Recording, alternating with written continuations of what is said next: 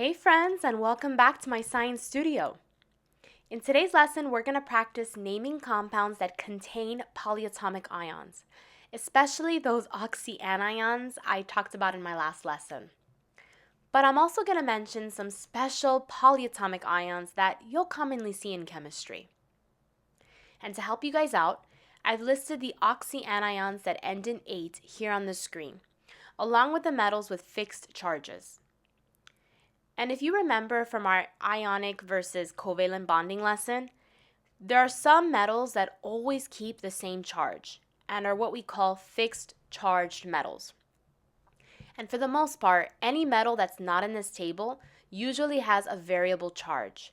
And that's when we use Roman numerals in the name.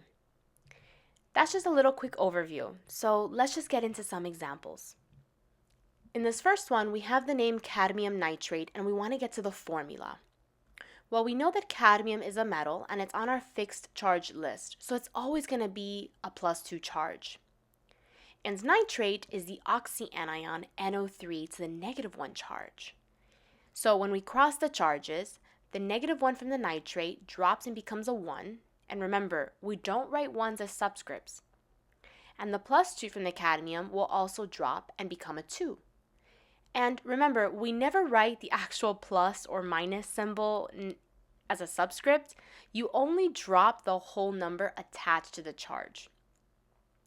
And so crossing the charges, we get CD parentheses NO3 close parentheses with a 2 on the outside.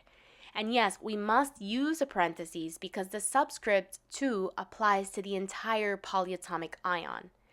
Without the parentheses, it'll look like you have 32 oxygens and 1 nitrogen instead of 2 nitrate ions. And so as a reminder, I want you to think of this like in math, where you are going to distribute the subscript. So the 2 distributes to not only you saying that you have 2 nitrate ions, but also it's the same thing as saying you have 2 nitrogens and 2 times the amount of oxygens you already have. So 2 times 3 is 6. So you have 6 oxygens present here. So just keep that in mind. What about the next example? Potassium hypochlorite. Well, potassium is K and it has a +1 charge. And it's always going to be a +1 because it's in group 1A of the periodic table. And hypochlorite, we recognize that it comes from the chlorate oxyanion, which is ClO3 with a -1 charge. But we know from the last lesson that the prefix hypo and the suffix ite means that you have 2 fewer oxygens than your 8. So instead of it being ClO3, it's going to be ClO because 2 oxygens less than 3 is just 1. So crossing the charges, we end up getting KClO. And notice that when you cross the +1 and the -1 charge, they end up canceling each other out. And also, you don't drop 1s as subscripts. So there's that too. And also note that there's no parentheses needed here like in the last example. So for those of you wondering, okay, when do we use parentheses and when do we not? If the charge that you drop, if it becomes a number that's higher than a 1, so a 2, a 3, a 4, etc., then you have to draw the parentheses around the polyatomic ion. In this next example, nickel 2 iodide, the Roman numeral 2 tells us the charge of the nickel, which is a +2 charge. And iodide comes from the oxyanion iodate, which is IO3 to the -1 charge. So if you remember, if you are ite, that means you're taking a bite from your 8, from your original. So instead of IO3, you're going to remove 1 oxygen, and so now you become IO2 to the -1 charge. So now crossing the charges, the +2 from the nickel drops and becomes a 2, and the -1 from the iodide just becomes a 1. And remember, again, you do not write 1s as subscripts. We have to write the parentheses around the iodide because the iodide ion appears more than once. We have 2 iodides present, so you have to write the parentheses around that ion. Let's try this next one, tin 4 sulfate. Well, tin is a metal and it has the symbol Sn. And the Roman numeral 4 tells us that it has a +4 charge. Sulfate is an oxyanion. It's SO4 to the 2 negative charge.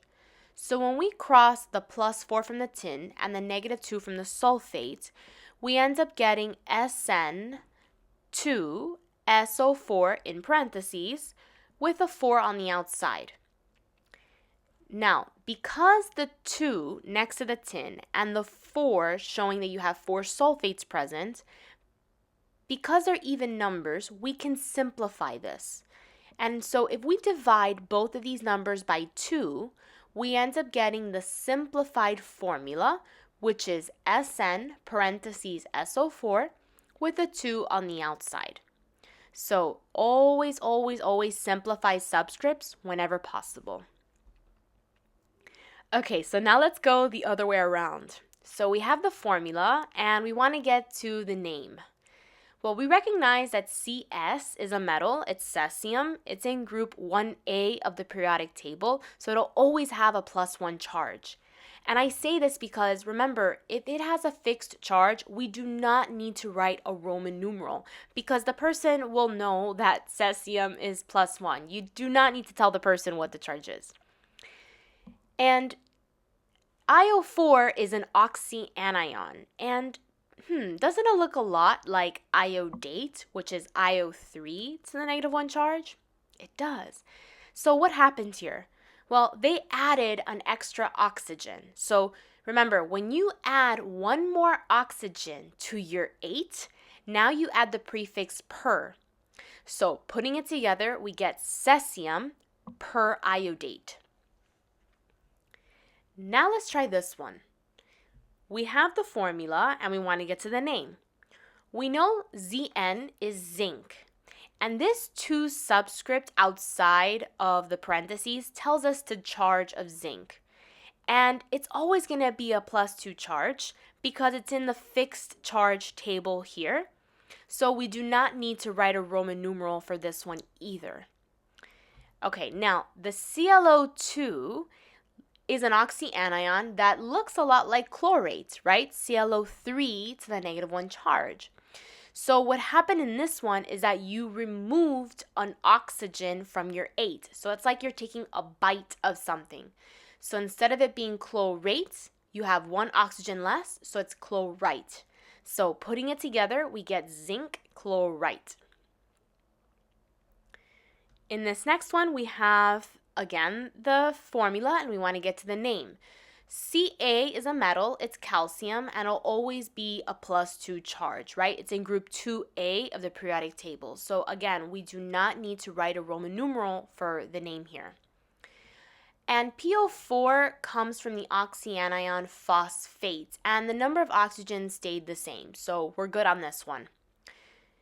So putting it together, we ended up getting calcium phosphate. And again, no Roman numeral needed because calcium is a fixed charge. Now let's try one example where you have to write a Roman numeral for the formula name. So we have FeSO4. Fe is iron and it has a variable charge. So we don't know what the charge is, right? It's not in this fixed charge table that I've written here. So we have to show the person what the charge of Fe is by adding a Roman numeral in the name. And SO4 comes from the oxyanion SO4 negative, which is sulfate. So what I want you to ask, what charge must iron be for the formula to be FeSO4, or a 1-to-1 ratio? In other words, for every 1 iron, we have 1 sulfate present. Well, you see, since sulfate is a -2 charge, iron has to be a +2. Right? Because then when we cross the charges, the +2 and the -2, we can simplify the 2 and the 2 by dividing both by 2. So if dividing both by 2, we end up getting a 1-to-1. So a common misconception that some people do on the exam is that they'll write iron 1 sulfate, and if it's multiple choice, a lot of teachers will put that as a trap answer. Don't fall for it. Always ask yourself whether or not the formula was simplified. And in order to do that, you have to look at the charge of the anion, the one with the negative charge, in this case sulfate, to figure out the charge of the metal. So the name for this is iron 2 sulfate. Now let's look at compounds containing other special polyatomic ions. You see, these are not oxyanions, but they still fall under the polyatomic ion umbrella. And so here are the ones you should know. For those of you in high school, odds are your teacher will likely give you a cheat sheet on your exam. But for those of you in college, yeah, you're going to have to probably make flashcards on these because odds are you're going to have to know them by heart. So I have full faith in you though. So let's practice naming using this special group of polyatomic ions. Take the first example, nickel 3 cyanide, and we want to get to the formula. Well, nickel is not in our fixed charge table, right? That's why they write the Roman numeral. So we know now that nickel is going to be a +3 charge. And cyanide is a polyatomic ion that we give Cn to the -1 charge. So crossing the +3 and the -1 charge, we end up getting NiCN in parentheses with a 3 on the outside. Again, remember, whenever you drop a subscript and it's a value greater than 1, you have to enclose the polyatomic ion in parentheses. What about this next one? Chromium 2 oxalate, and you want to get to the formula. Well, again, chromium is not a fixed metal, right? That's why they tell you the Roman numeral. They're telling you that chromium has a +2 charge. And oxalate is the formula C2O4 to the -2 charge. Again, it's a very special polyatomic ion. So crossing the +2 and the -2, I already know that they're going to cancel out each other, right? Because whenever you have opposite charges, a plus and a minus, and they're the same magnitude, whether that's a 2+ or a -2 or a +1 and a -1, they're going to end up canceling each other out. But let's cross them just for fun here, right? So we end up getting Cr2, open parentheses, C2O4, close parentheses with a 2 on the outside. Now, these two 2's, the one next to the Cr and the one next to the oxalate, they can be simplified by dividing by 2. So 2 divided by 2 is a 1, 2 divided by 2 is a 1, so we ended up getting CrC2O4. So in other words, we have 1 chromium and we have 1 oxalate present here. That's what this is saying. It's a 1-to-1 ratio because it's simplified. Now in this next example, we have the formula and we want to get to the name. So we first start off by recognizing that Na is sodium, and sodium will always have a +1 charge because it's in group 1A, which means we don't need to write a Roman numeral for sodium. And MnO4 comes from MnO4 to the -1 charge, which is permanganate, as you can see from my little cheat sheet over here. So putting it together, we get sodium permanganate, where the +1 charge from the sodium and the -1 charge from the permanganate end up canceling each other out. Now in this next example, we recognize that Cu is copper, but it's not in our fixed charge table, so we don't know the charge of this metal. So we have to indicate the charge by adding a Roman numeral, and the only way to do that is by uncrossing the charges in this formula. So my advice to you is to look at the anion in this formula, and that is this polyatomic ion, CrO4 with a -2 charge. That is chromate. And if you notice, this -2, when it crosses, that's how they got this 2 here next to the copper.